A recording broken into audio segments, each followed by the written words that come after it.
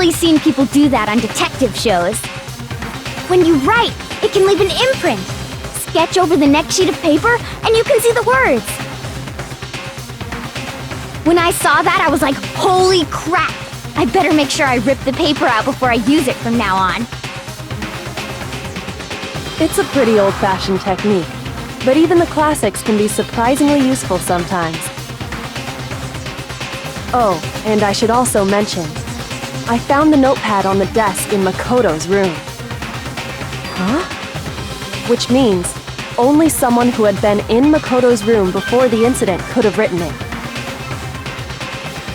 Then either it was Makoto who lived there, or Sayaka who switched rooms for a single night. So, Makoto, did you write this? No, I didn't. But Of course you didn't, because the note also bears a perfectly legible signature. Sayaka's signature.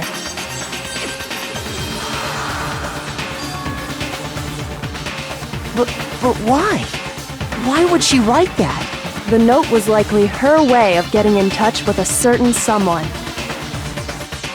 She must have slid it under their door to let them know she wanted to meet with them in secret. If you got an invitation like that from the ultimate pop sensation, what young man could resist? Of course, I'm only into 2D, so it wouldn't have any effect on me. But can we be sure anyone even got this note? And honestly, even if they did, I do not think they are at all involved in what happened. Huh? What makes you say that? Would you like to hear what I have to say? Very well then, pay attention.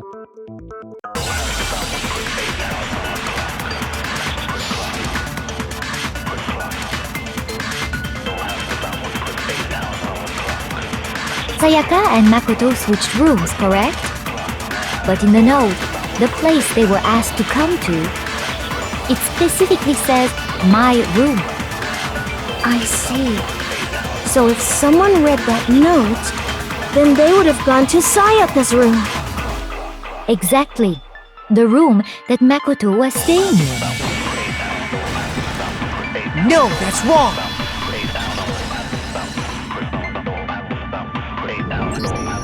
The nameplates on Mai and Sayaka's rooms got switched.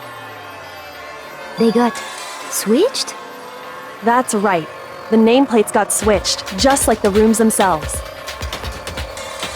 As a result, the nameplate on Sayaka's room actually had Makoto's name. And the nameplate on Makoto's room had Sayaka's. So what you're saying is, the room Sayaka was staying in was actually marked as her room. Then, if someone did do what the note said, they would end up at Makoto's room where Sayaka was. Plus, their rooms are right next to each other, so switching the nameplates would be no problem. And the one who switched the names was... Well, of course it wasn't you, right, Makoto? Right? Okay, then who did it?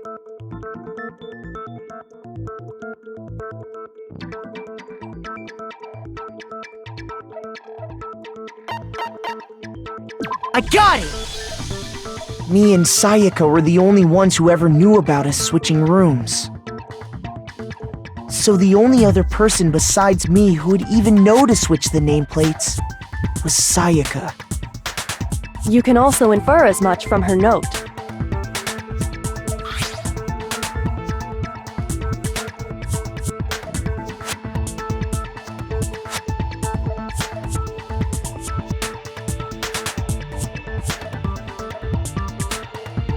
She specifically tells the reader to check the nameplate. She would only have written that if she knew the nameplates had been switched. But why would she switch them in the first place? She wanted someone to come to the room she was in, and also hide the fact that it was Makoto's room.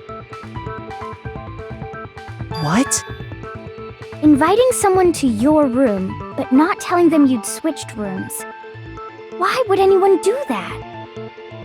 To understand that, We first need to understand what happened after she invited the person into the room. That's where the answer lies.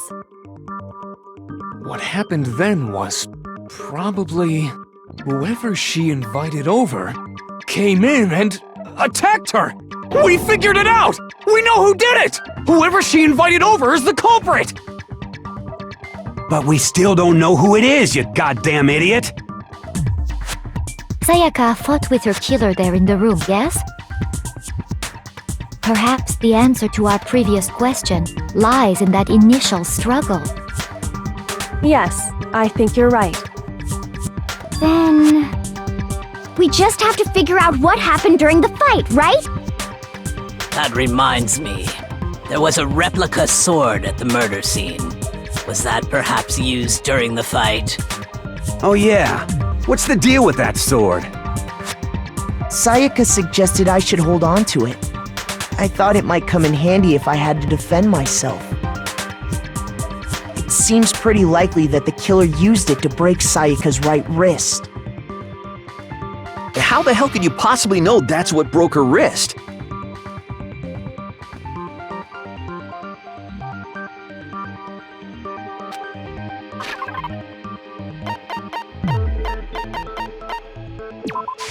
I got it! All you have to do is take a good look at her broken wrist, and it should become pretty clear. Right there where her wrist is all swollen, there's something glittery there. See? Is that gold? It sure is. Specifically, the gold coating from the replica sword. You barely have to touch that stuff, and it'll stick right to you. And there's some on her wrist because... I got it! Because she got hit with the sword! Right there on her wrist! I see.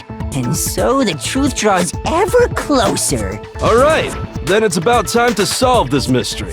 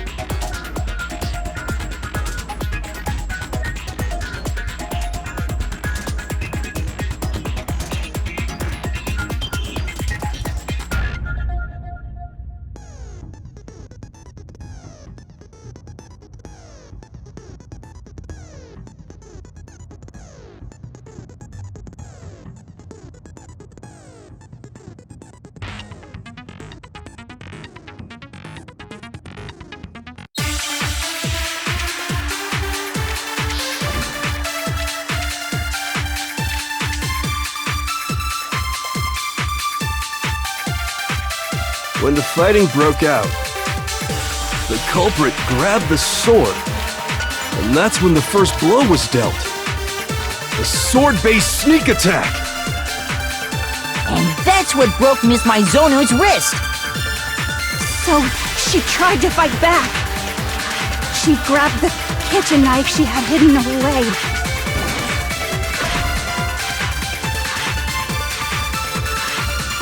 Shoot! When the fighting broke out, The culprit, and that's when the sword-based... And that's what broke... So, she grabbed the kitchen knife, but then the culprit took that from her too. And they killed her with it. and that's exactly what happened.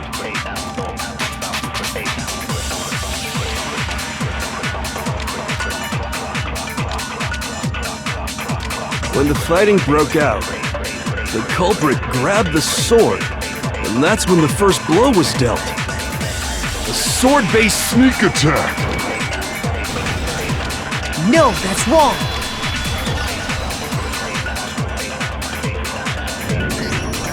Actually, no. I don't think the fight started with the sword. Huh? Why not? Because the sword's sheath had been scratched.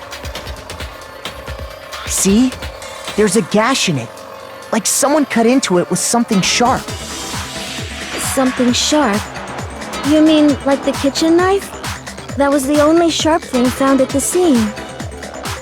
Stop jumping ahead! Slow down and explain it so I get what the hell's going on. If the sword was used first, there wouldn't be any explanation for the scratch on the sheath. If you were going to attack with the sword, you'd take it out of the sheath first, right? That's true. With the sheath on, it'd be heavy and bulky and useless as shit. Okay, so how did the sheath get damaged? If they got attacked with the kitchen knife, maybe they grabbed the sword as a defensive impulse. In that situation, there wouldn't be any time to actually unsheath the sword. So you're saying the sword was initially used to defend against an attack from the knife? Which means whoever had the kitchen knife was the one who attacked first. I think I get it! So here's how it all played out. The culprit came in, found the kitchen knife hidden there somewhere. Then they took the knife and attacked Sayaka before she knew what was happening. So she grabbed the sword to defend herself, but then the culprit took that from her too. Then, after they broke her wrist with the sword, they took the knife and finished it. Sorry, but I don't think Sayaka used the sword to defend herself. What? How the hell can you not think that? Because she never held the sword at all. There's a certain part of her body that makes this clear.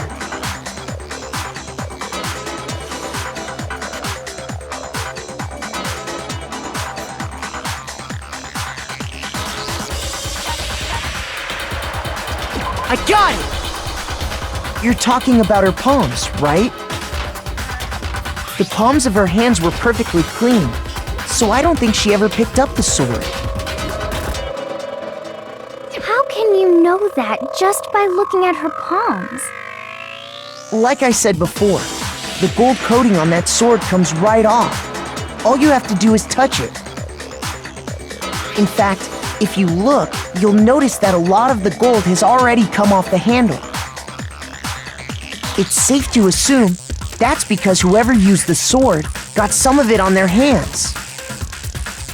There's really no way she could have picked it up and come away completely clean. Maybe she washed her hands after she escaped into the bathroom. Sorry, but I don't think so. Why do you say that? Is it because you think I'm ugly? No, that's not it at all.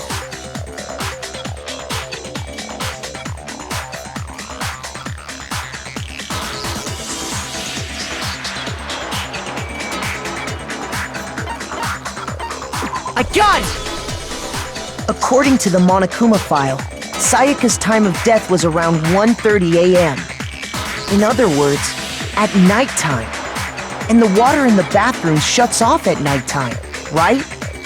Oh, I didn't know that. Actually, I haven't taken a shower here yet. Oh my. You're no different! You smell like a big fat ugly donkey!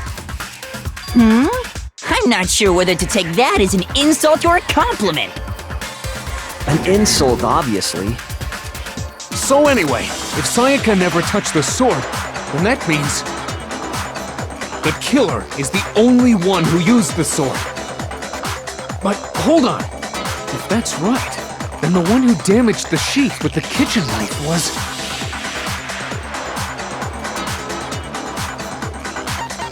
I got it! Sayaka?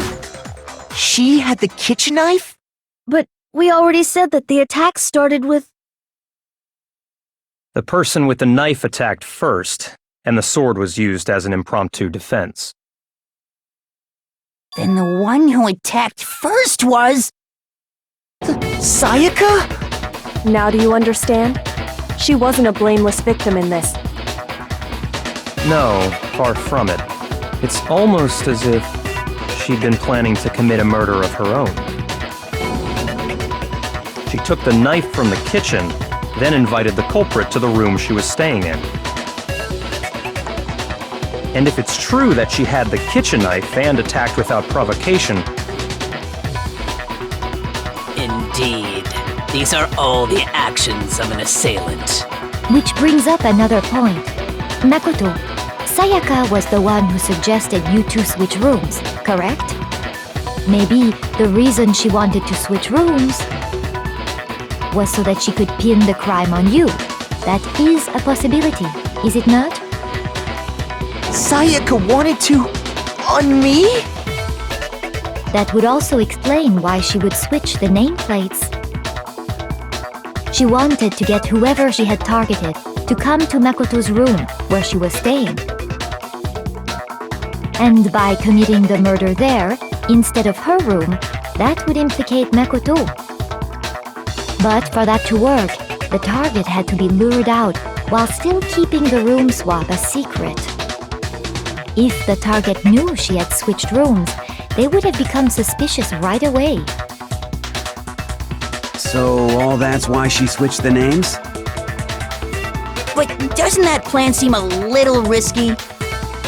For one thing, even if her plan worked, Mr. Naegi would just tell everyone they'd switched rooms. I don't know. I'm not sure our soft-hearted Makoto is capable of that kind of cutthroat behavior. I'm sure Sayaka realized the same thing, which is why out of all of us, she asked him to switch rooms.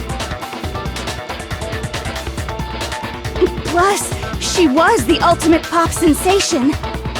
A totally forgettable kid. Or a national superstar. Who are you more likely to believe? Wait, then you're saying she had this all planned out? Holy shit! But in the end, her plan backfired. She launched her attack with the knife, then found herself under attack in turn. That must be when her wrist got broken, and she was forced to drop the knife. The tables were suddenly turned on her, and she died at the hands of the one she'd planned to murder. Just hold on! That can't be true! Because... Hey! You guys have totally derailed the argument! You're being super boring right now. Come on, hurry up and decide who did it! Wouldn't it be awful if I had to punish you all just because you ran out of time? Oh yeah, we gotta decide who we think did it. Makoto, right now you just need to concentrate on figuring out the answer to this mystery.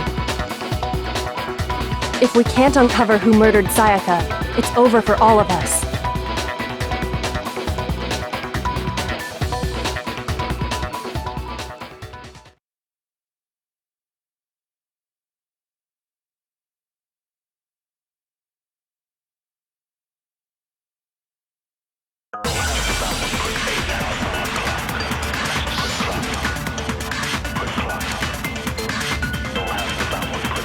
It's easy just to say, hey, decide who did it.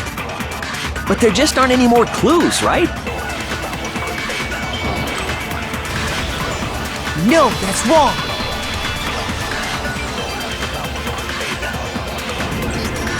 There still might be one clue left. Sayaka's dying message. Dining? Wait, what did you say? The dying message. She wrote something on the wall behind her, remember?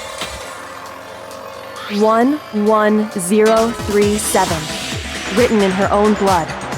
There must be a clue about the killer hidden in there. Well, before we get too far into that, I need to ask, can we really be sure that Sayaka is the one who wrote it?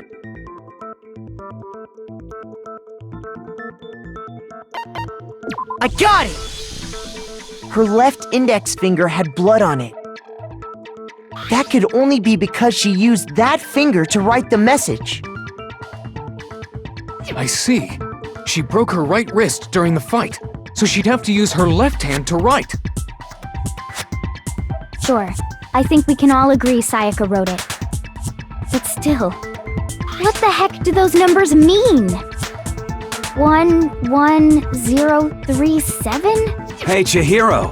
You're a computer nerd or whatever, right? You should know all about numbers and shit. No, that's not...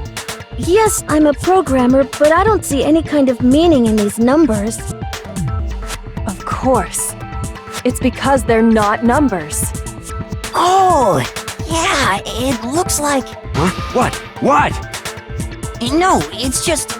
look at the numbers, assuming they're not numbers.